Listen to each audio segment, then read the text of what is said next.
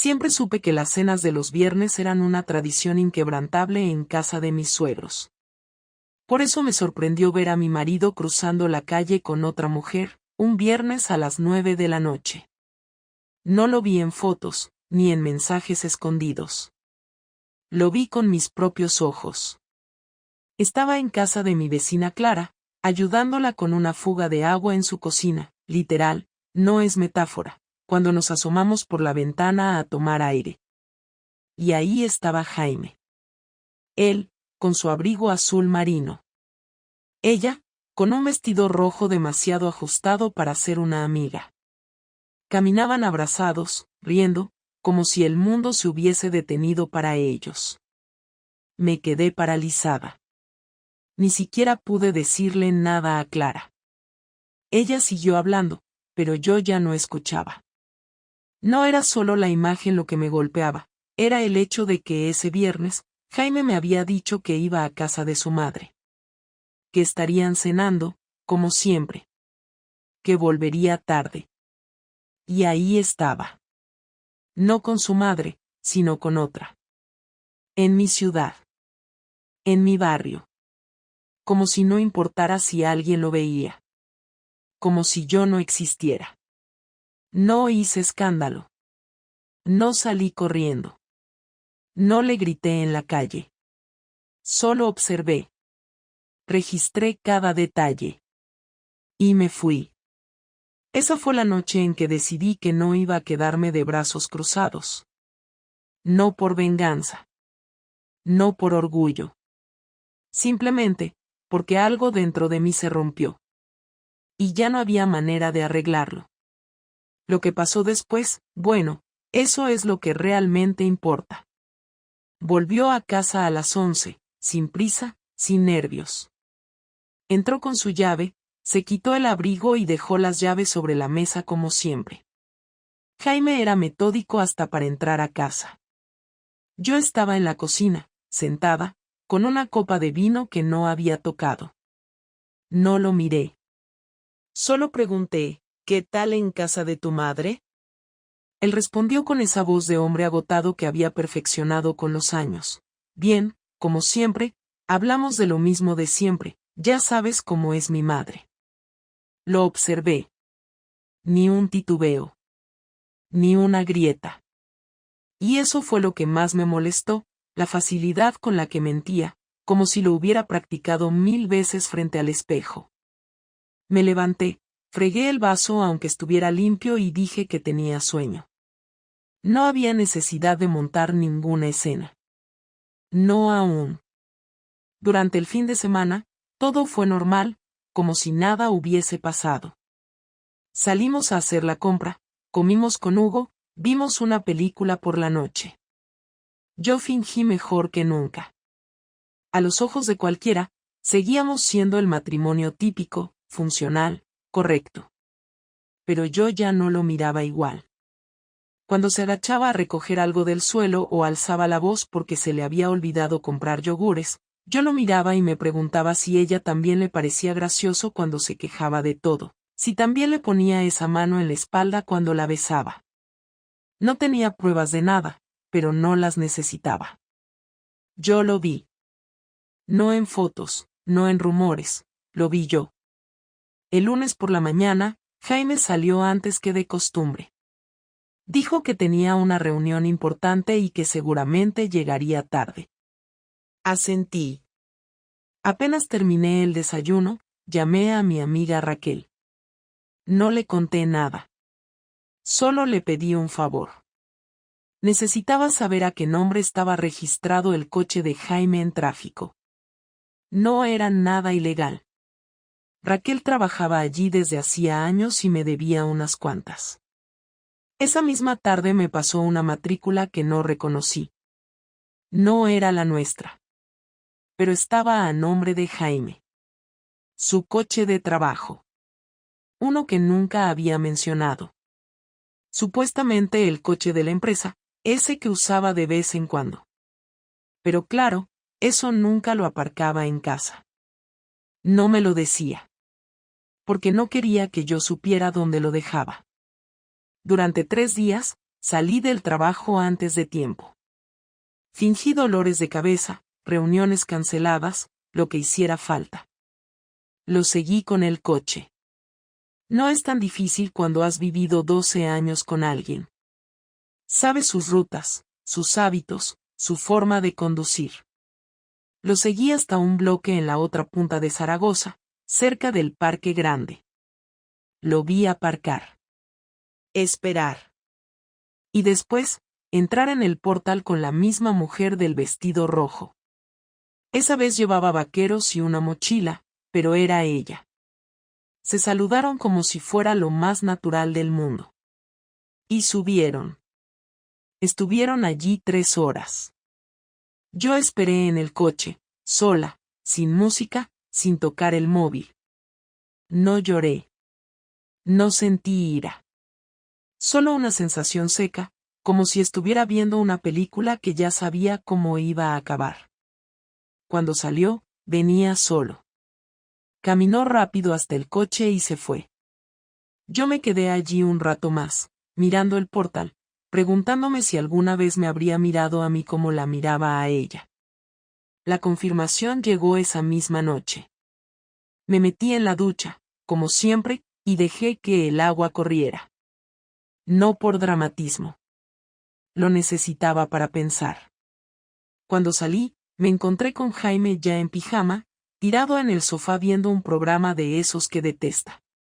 Me senté a su lado, como si nada. ¿Cómo fue la reunión de hoy?, pregunté. Larga, respondió, sin apartar la vista del televisor. ¿No has salido de la oficina en todo el día?, pregunté de nuevo. Esta vez dudó un segundo, pero lo escondió bien. No, todo el día encerrado con informes y clientes. Ahí supe que ya no había marcha atrás. No porque mintiera, eso lo hacen todos. Sino porque no sintió ni la más mínima necesidad de decirme la verdad. Yo sabía. Él sabía que yo no sabía. Y con eso le bastaba. Esa noche dormí en la cama como siempre. Él también. No hablamos. Yo no me moví. Pensaba en qué hacer. Si enfrentarle. Si ignorarlo. Si irme. Pero no estaba lista para nada de eso. No todavía. Porque una parte de mí, pequeña pero ruidosa, quería entender por qué. No porque me engañaba, sino por qué lo hacía de esa manera, con esa confianza, con esa impunidad. Quería saber qué había pasado en nosotros para que él creyera que yo jamás sospecharía. Porque eso era lo que más dolía, que creyera que me podía engañar sin consecuencias, como si fuera invisible. Pasaron 2 días más. Nada cambió. Todo siguió igual. Hasta que el viernes, exactamente una semana después de haberlo visto con ella, tomé una decisión. Pero no sobre él. Sobre mí. No me maquillé. No me puse bonita. No hice nada especial. Solo me senté frente a él el viernes por la noche, con el mismo pantalón viejo de estar por casa y una camiseta que me quedaba grande. Estaba viendo una serie que ni le gustaba, solo la tenía de fondo mientras revisaba correos en el portátil. Le apagué la televisión sin avisar. Levantó la mirada, molesto, como si hubiera interrumpido algo importante. Tenemos que hablar, dije. Se echó hacia atrás con un suspiro, como si ya supiera de qué iba todo. ¿Sobre qué?, preguntó, y me provocó una mezcla de desprecio y lástima que apenas logré contener. Sobre que no fuiste a casa de tu madre la semana pasada. Sobre que entraste en un edificio con una mujer. Sobre que te quedaste 3 horas con ella. No gritaba, no lloraba. Solo hablaba con la misma frialdad con la que se lee una lista de la compra. La expresión en su cara no fue de sorpresa. Fue de fastidio. Como si todo esto le diera pereza. Se pasó una mano por el pelo y luego se frotó los ojos, como si quisiera desaparecer del salón. No sé de qué estás hablando, Laura. Su voz ya no sonaba segura. Me quedé en silencio. No porque no supiera qué decir, sino porque quería ver hasta dónde podía llegar con su mentira. ¿Quieres que te enseñe la dirección, la matrícula del coche, las fotos que no saqué pero que pude haber sacado? Le tembló la boca un segundo. Luego bajó la vista. No tenía defensa. Pero tampoco pidió perdón. Ni siquiera lo intentó. ¿Y qué esperas que diga?, soltó finalmente. No lo sé, respondí. Tal vez la verdad, por una vez. Está bien, murmuró, la conozco, sí. Hace unos meses. Empezó todo por casualidad. Y no es lo que piensas. No es amor. No es serio. Solo, necesitaba algo diferente. Su confesión no fue un alivio. Fue una bofetada sin manos. Ni una disculpa, ni una explicación real. Solo palabras vacías, como si eso justificara todo. ¿Y lo nuestro qué es, Jaime? Un trámite, una hipoteca compartida, una foto familiar para enmarcar en Navidad. Alzó la voz por primera vez. Tú tampoco eres la misma, Laura. Llevamos años sin tocarnos, sin hablar de verdad. Me tratas como si fuera parte del mobiliario. Le respondí sin pensarlo. Y tú como si yo fuera la portera de tu edificio. No me miras, no me tocas, no me escuchas, ¿y ahora resulta que esto es culpa mía? Se puso de pie, empezó a caminar por el salón como si buscara una salida inexistente. No dije eso. Solo intento decir que esto no es blanco o negro. Lo que es, interrumpí, es una traición. Y ni siquiera tienes la decencia de reconocerlo sin que tenga que arrancártelo. Se sentó otra vez. Esta vez más cansado. Más derrotado. No sé qué hacer, Laura. No sé si esto tiene arreglo. No sé si quiero arreglarlo. Ese fue el punto donde todo se rompió de verdad. No la infidelidad, no las mentiras. Fue esa frase. Porque no solo me traicionó, también me quitó la opción de luchar por lo nuestro. Él ya había bajado los brazos. Él ya se había ido hace mucho, aunque siguiera durmiendo en mi cama. Me levanté, tomé mi móvil, fui a la cocina y serví agua. Necesitaba algo que hacer con las manos para no romperle un plato en la cabeza. Volví al salón. Te vas a ir, le dije. Esta noche, mañana, como quieras. Pero te vas a ir. No porque quiera vengarme, sino porque no quiero dormir una noche más al lado de alguien que me mira y ya no me ve. Me miró en silencio. No protestó. No pidió una segunda oportunidad. No luchó por quedarse. Solo asintió, bajó la mirada y dijo, está bien. No hubo lágrimas. No hubo golpes. Solo una resignación sucia flotando en el aire. Recogió algunas cosas básicas y se encerró en el despacho. Yo dormí con Hugo, que no entendía por qué papá estaba tan callado. Le inventé una excusa absurda. Que papá tenía que trabajar fuera unos días. No pude decirle que su padre era un cobarde. Esa noche no dormí. Me quedé viendo el techo, repasando todo. Cada cena, cada beso, cada vez que dije te quiero y él simplemente respondía yo también mirando al móvil. Y me pregunté cuándo empezó todo de verdad. ¿Cuándo fue la última vez que nos miramos con deseo? ¿Cuándo fue la última vez que me sentí elegida? Y entonces lo decidí. Si él ya había hecho su elección, yo también haría la mía. No me iba a quedar quieta. Y lo que hice después, lo hice sin remordimientos. El sábado por la mañana se fue. No hizo ruido. No quiso hablar con Hugo. Salió con una mochila al hombro y sin decir adiós. Yo lo observé desde la ventana de la cocina mientras se alejaba por la calle, sin mirar atrás. Me quedé allí parada un rato, pensando que ese debería haber sido el final. Pero no lo fue. 3 días después, empecé a notar pequeños cambios. Primero fueron los silencios. Gente que solía saludarme ya no lo hacía. Miradas incómodas en la sala de profesores. WhatsApp sin respuesta. Una mañana, una compañera de trabajo me preguntó en voz baja si todo iba bien en casa. Dije que sí, sin entender a qué se refería, pero ella ya había bajado la mirada y se alejó. No tardé mucho en descubrirlo. Jaime había hablado. No a cualquiera. A las personas justas. Mi madre, mi hermana, mis compañeros de trabajo, incluso algunos padres del colegio. No sé qué les dijo exactamente. No tenía que ser nada elaborado. Solo necesitaba repetir las palabras correctas: infidelidad, traición, humillación. Cuando me enteré de que había ido a ver a mis padres para contarles su versión, supe que no estaba simplemente dolido. Estaba planeando algo más. No quería solo irse. Quería dejarme sola. Sin defensa. Sin aliados. Intenté hablar con él. Le escribí. No respondió. Lo llamé. Colgó.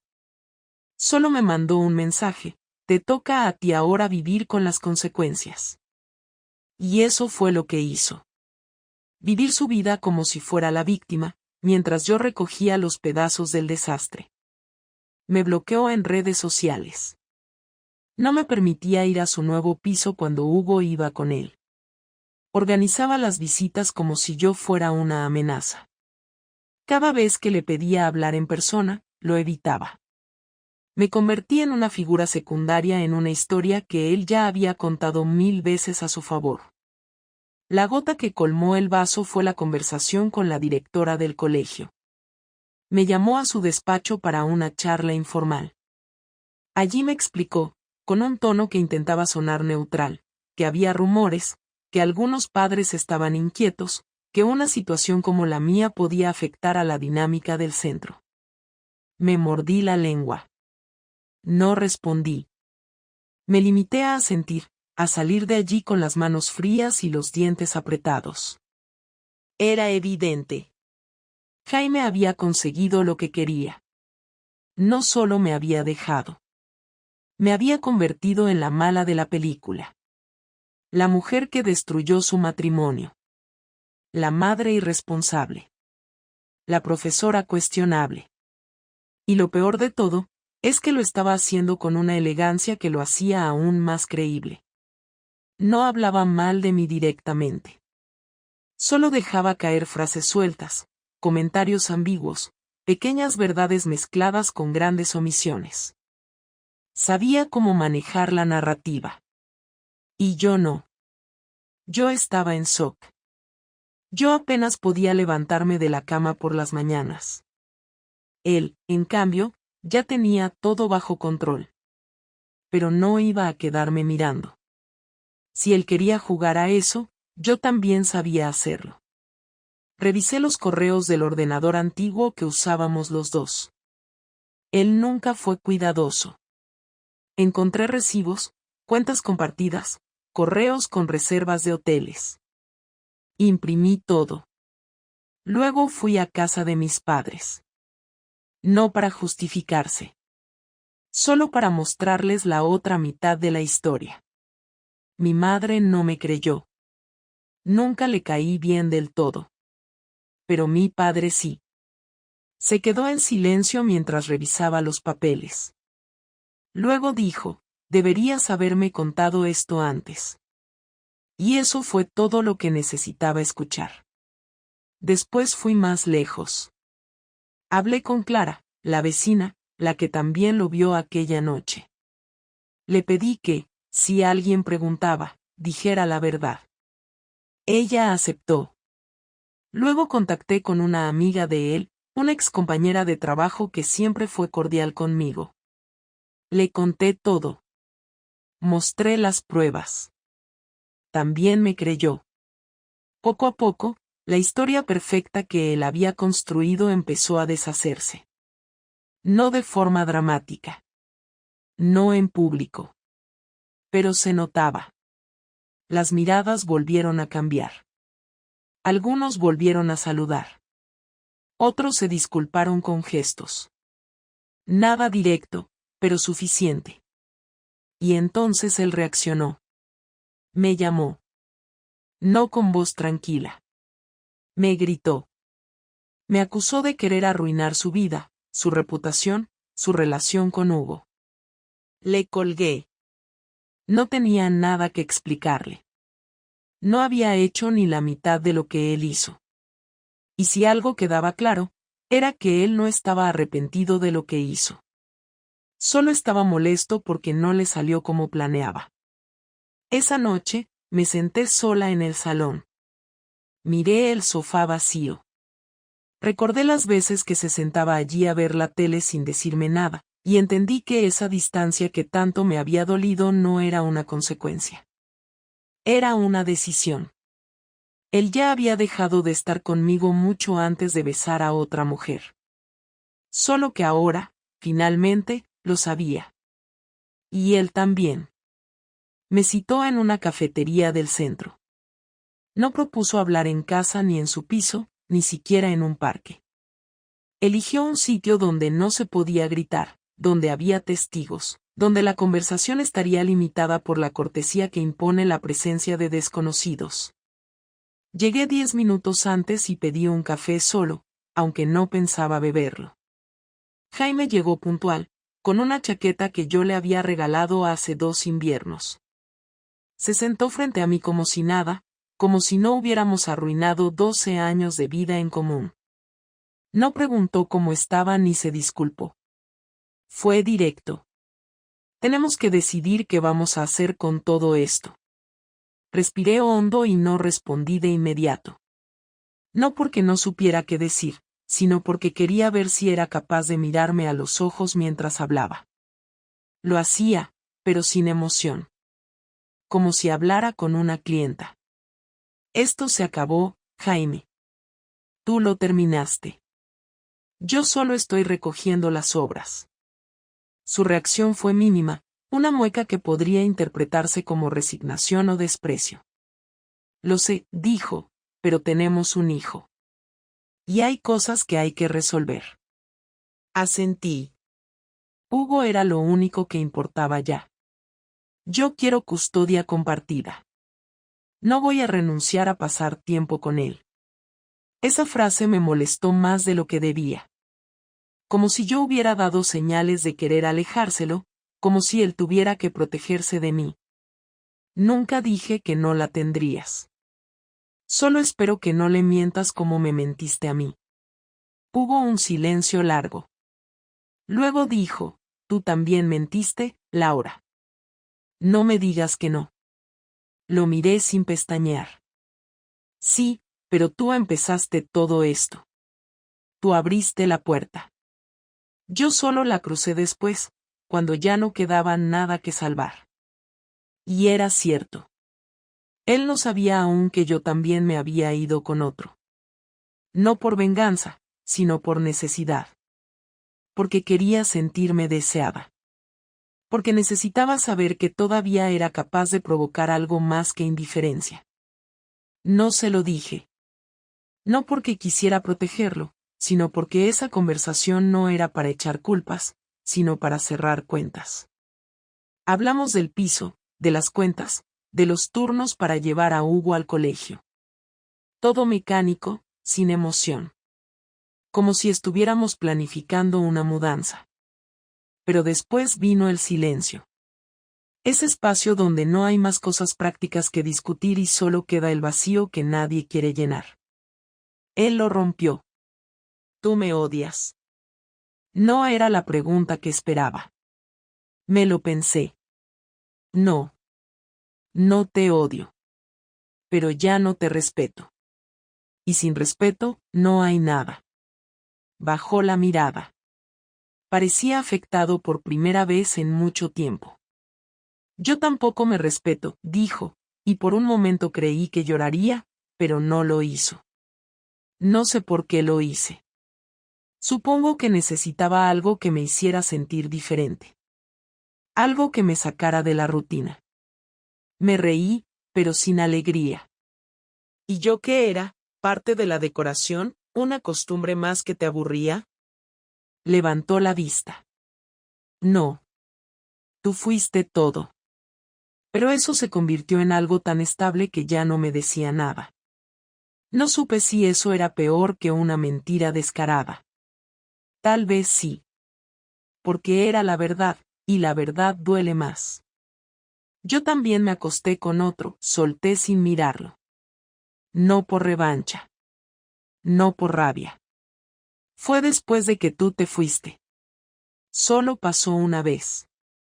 Y no sé si me siento mejor o peor por haberlo hecho. Jaime no reaccionó como esperaba. No gritó, no se escandalizó. Solo dijo, era de esperarse.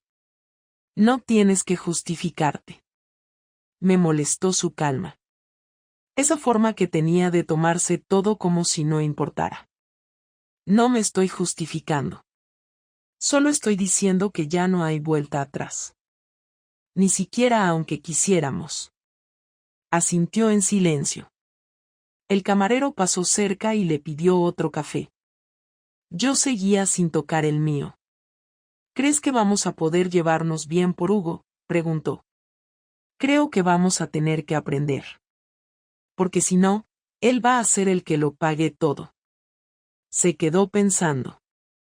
Te juro que no quería que terminara así. Pero terminó, dije. Y cada uno tuvo su parte.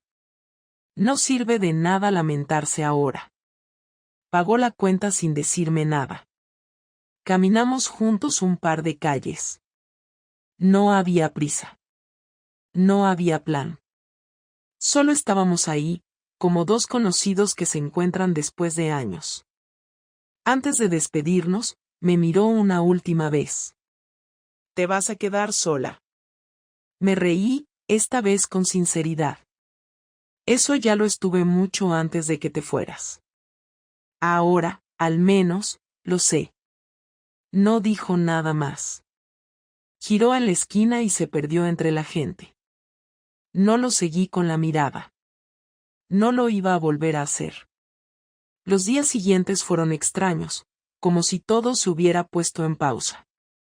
No había peleas, no había reconciliaciones, no había noticias nuevas. Solo una rutina nueva que parecía igual a la de antes pero con una ausencia que ya no era incómoda, sino lógica. Hugo preguntó poco. Se adaptó rápido. Los niños tienen una forma curiosa de entender lo que pasa sin que se lo digas con palabras. Le dijimos que papá vivía en otro sitio y que lo vería cada semana, y con eso le bastó. No hizo preguntas innecesarias, no lloró. A veces lo miraba y me preguntaba si en el fondo también se había dado cuenta de que algo entre nosotros estaba mal desde hacía mucho. Quizás solo estaba esperando que lo admitiéramos nosotros. Volví a trabajar como siempre, saludando a las mismas personas, evitando a otras. Algunos me hablaban con la misma confianza de antes, otros lo hacían con cautela, como si aún estuvieran decidiendo de qué lado ponerse. No me importó. Ya no necesitaba explicarme. Había pasado esa etapa. La historia estaba escrita y cada uno había leído la versión que quiso. Yo había vivido la mía y era la única que me importaba. Lo demás era ruido.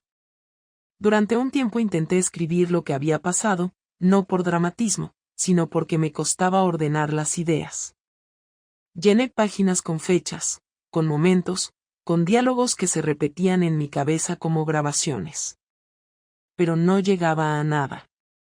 Al final entendí que no necesitaba escribirlo para entenderlo. Solo tenía que aceptarlo. Y una vez hecho eso, todo fue más simple. No más fácil, pero más claro. No volví a acostarme con nadie más. No por culpa ni por tristeza.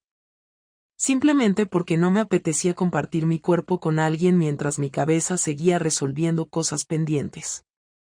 Lo de aquella vez fue lo que fue, sin más peso del necesario.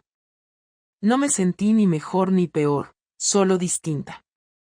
Y esa diferencia me sirvió para cerrar una puerta, no para abrir otra.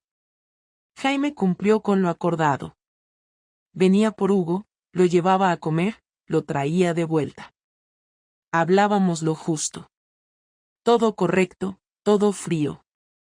A veces me enviaba mensajes preguntando por cosas del colegio o la salud de nuestro hijo, y respondía con la misma neutralidad. Una vez me escribió algo más largo, una especie de reflexión sobre cómo habían cambiado las cosas y cuánto lo lamentaba. No lo respondí. Ya no era necesario. Lo que tuvimos se había desgastado tanto que ni siquiera dolía. Solo quedaban los restos. Y uno no reconstruye una casa con los restos, simplemente se va a otro sitio. Empecé a cambiar cosas en casa. Tiré ropa vieja, cambié muebles, pinté una pared del salón. No era por necesidad. Era una forma de marcar que este espacio ya no era el mismo. Que no estaba esperándolo.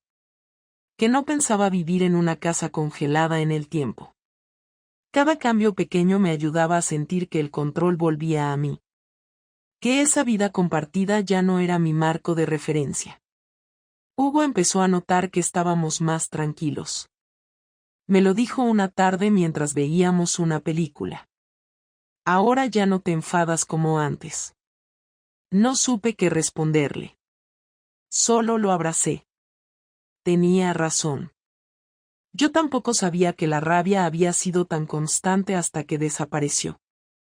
Y aunque no tenía respuestas para todo, estaba bien con eso. No necesitaba tenerlas. Mis amigas me decían que algún día conocería a alguien, que no cerrara las puertas. No les respondía. No porque no lo creyera, sino porque no era lo que pensaba ahora. Si llegaba a alguien, bien. Si no, también. No me sentía incompleta. Me sentía en proceso. Y eso, por primera vez en años, me parecía suficiente. Una tarde cualquiera, al salir del trabajo, me crucé con Jaime en la puerta del colegio. Él venía por Hugo, yo salía de una reunión con los profesores. Nos saludamos con un gesto. Me preguntó si necesitaba que lo llevara yo, le dije que no, que ese día le tocaba. Nos quedamos allí, un momento más largo del necesario. Me preguntó si estaba bien. Le dije que sí. ¿De verdad?, insistió. Sí. De verdad, le respondí. Y fue la primera vez que lo dije sin tener que convencerme a mí misma. Esa noche, en la cama, repasé todo en mi cabeza como si cerrara un archivo. No con nostalgia ni con odio. Solo con la sensación de haber vivido algo que ya terminó. Jaime fue parte importante de mi vida, pero no era mi vida. Me equivoqué, él también, y eso no cambia nada. Solo muestra que a veces el amor no se acaba de golpe, se va apagando sin que lo notes, hasta que un día solo queda el silencio. Y ahora, con ese silencio convertido en calma, supe que era momento de mirar hacia adelante. No para buscar algo nuevo. No para rehacerme. Solo para seguir, que ya era bastante. Porque seguir, después de todo, era lo único que no había hecho en años.